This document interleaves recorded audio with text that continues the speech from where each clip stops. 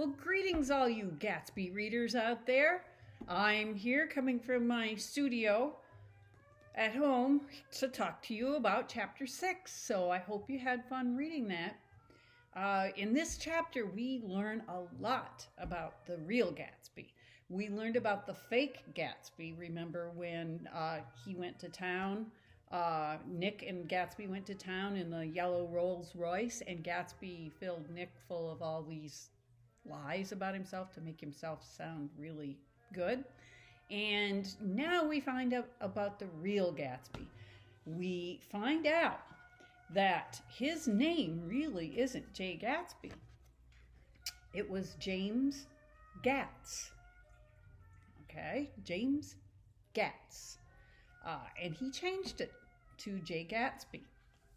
And we'll talk about that in a minute, why he changed that and when. Then we find out that he wasn't from San Francisco. No, he wasn't from, remember he said it was like from a town in the Midwest, San Francisco, which didn't make sense anyway. But he was from the Midwest. He was from a North Dakota farm. His family were farmers. So we find out that. We also find out that he did not go to college in Oxford necessarily. And we find out he went to St. Olaf's College in Minnesota for a few weeks. So he's telling some big whoppers here. He wants to make himself sound much better to Nick so that Nick likes him because Nick's Daisy's cousin. And yes, Daisy is everything Gatsby lives for. It's what he lies for. She's his everything. We also find out that he was not wealthy. He was poor and became wealthy. And we find out when he was a young man, he was clamming up on the shores of Lake Superior, and he met this man by the name of Dan Cody. And Dan Cody became his mentor.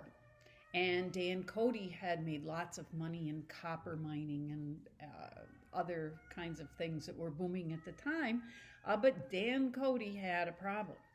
And his problem was drinking. And Gatsby would kind of watch over him and make sure he didn't do dumb stuff when he was drinking. And Dan Cody actually left Gatsby some money, but Dan Cody's girlfriend cheated Gatsby out of it, and yeah.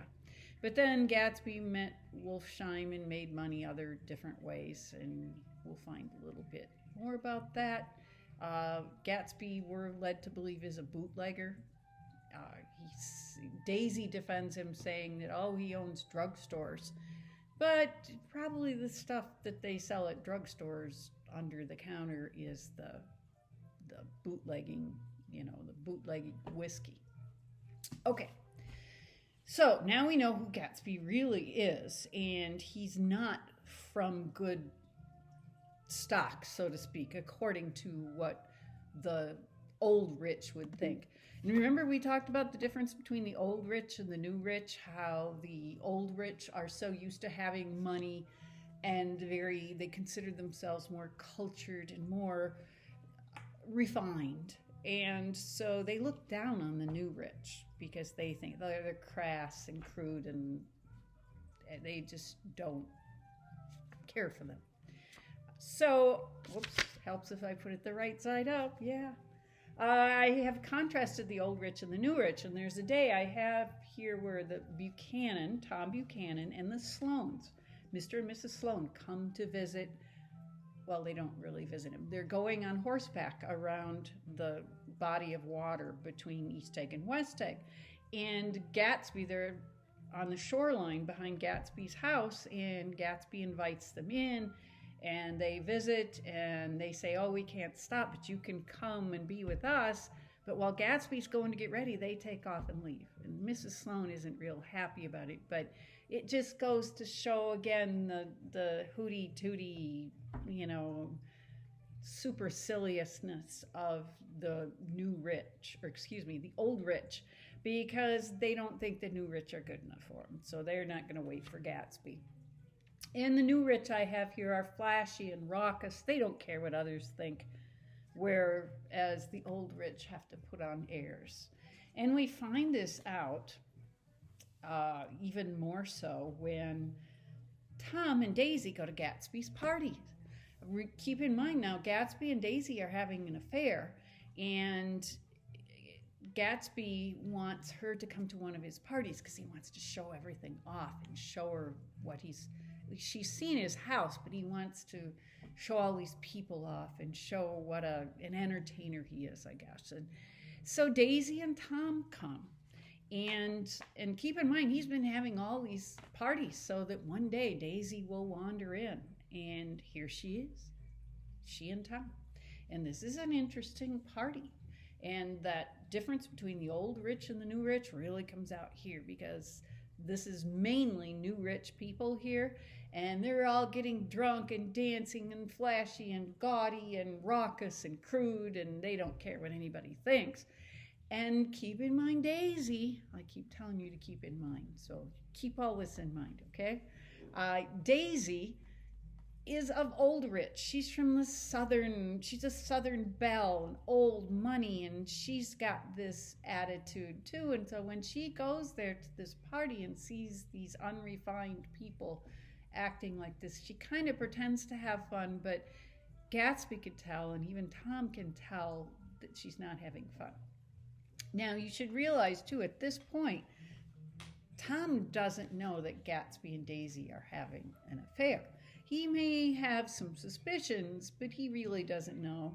He's kind of too busy doing his own thing to even care or have it matter.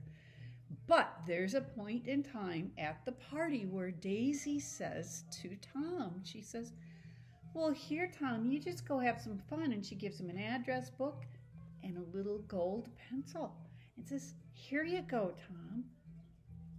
Now, think about what she's telling him. In effect, she's saying, well, Tom, you just go write down all those girls' addresses and put them in this book with the little gold pencil. I don't care. And Tom's thinking, okay, she doesn't care. That must mean she might be messing around too. Well, Tom does not like that. It's one thing for him to be messing around, but rules are made for everybody else in Tom's world. He can mess around, but not Daisy. So he has a little bit of an inkling something might be going on, but he's not quite sure, and he tries to keep an eye on her. And she goes off with Gatsby, and Nick kind of watches for him. And so, yeah, they kind of have some fun. And on the way home, when they're leaving the party, Tom kind of confronts her and says, oh, this Gatsby fella, he's a bootlegger. I know he is. He does things illegally and blah, blah, blah. And Daisy defends him and says, no, he made his money with drugstores. And Tom doesn't believe it for a minute. So there's a little friction developing here. A little bit of friction. Now, Daisy, like I said, did not like the party, and Gatsby's disappointed. So he wants Daisy to be happy, so he fires all his servants and has Daisy come over, and he isn't going to have another party because he knows she didn't like that. And he's trying to do everything and anything he can to please her. And not only that, not only does he want to please her, in his mind, he wants to bring the past back. He wants to recreate the past. And he's telling Nick about this, and Nick says, Gatsby, you can't recreate the past. You just can't do it. And he says, sure I can. Sure I can, old sport. Well, why does Gatsby think he can recreate the past? Where does this confidence come from? Could it be that he's just got so much money that he thinks he can just buy whatever he wants, that money is going to get everything he wants for him? He's created this, mansion and this life and everything, and now Daisy's back. He just thinks he's going to buy it all, and that's the way it's going to be. So, Gatsby wants nothing less from Daisy than to marry her.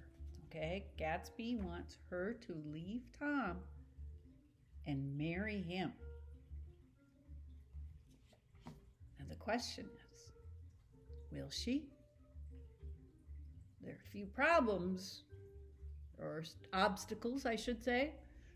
Tom and Daisy have had a daughter, Pammy, and so she enters into the situation. And Tom and Daisy, even though he's cheating on her and they do have a past, but she really does seem to love Gatsby. But now we have this problem developing here. You're just gonna have to read and find out what happens in chapter 7. Oh my gosh, everything happens in chapter 7. So make sure and read it carefully. Like I said, people get killed, all right? Yeah. And you're gonna wanna find out how. And yeah, I don't wanna tell you anymore. So, I'm gonna take off. It's a beautiful sunny day here now. The birds have been at my bird feeder here. I was hoping they'd come while I was filming this and I'd show them to you, but they didn't. So happy reading, and get outside and enjoy yourselves. Spring is here, a little chilly, but at least the sun's shining. So take care, stay safe. See you next week.